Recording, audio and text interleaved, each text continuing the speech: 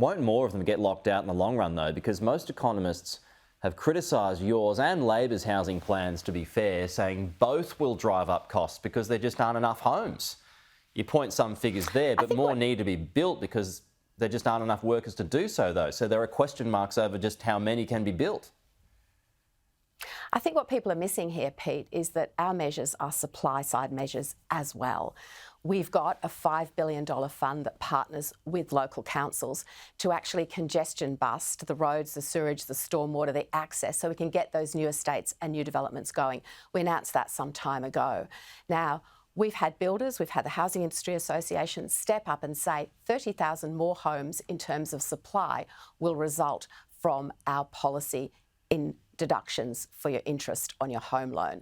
And that demonstrates that this is about supply. Of course we need supply. We need more homes. State governments have failed us, let's be honest. We're stepping right up here and we're saying we will provide the impetus to actually build these homes at local government level. And local governments around the country have got projects waiting to go. They talk to me about them all the time.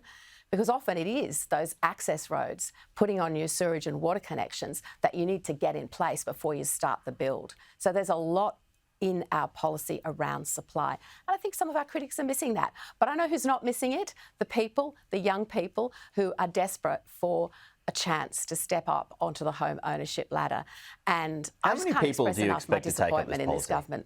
How many people? Well, as many as can take advantage of it, Pete, because I want to see this. But if there is a cost figure, wide. there must be an estimate on how many people will pick it up. Well, the costings are correct, and I think it's interesting that you're focusing on the costings because young Australians are focusing on access to this, and no one is going to be prevented from using this policy to get themselves on that ladder of home ownership, and that's the strong message this morning. Okay. No one is going to be locked out of this policy, Pete. How much room is there left for defence spending? You can always trust the coalition on defence spending when you compare our record to Labor's. We will always spend more on defence. Just consider $80 billion of cuts, rephasing and reprioritisation by this Labor government. They're not serious about defence. We are. We delivered AUKUS. Our record stands for itself. OK, will you commit to more defence spending in this election campaign? Is there more to come?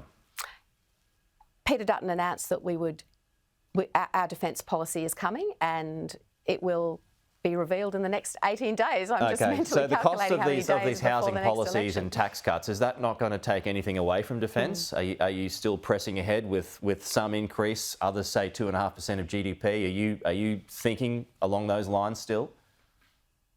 You'll see the defence policy when it's released, Pete, and all of our costings will be released, as all oppositions do in the lead-up, in the days before the election itself. But Australians know they can trust us on defence. They know that they can trust the coalition when it comes to defence. And $80 billion of cuts, rephasing, reprioritisation, that's a pretty shocking record by this Albanese government. Sussan Ley, good to have you with us as always. We'll chat again soon.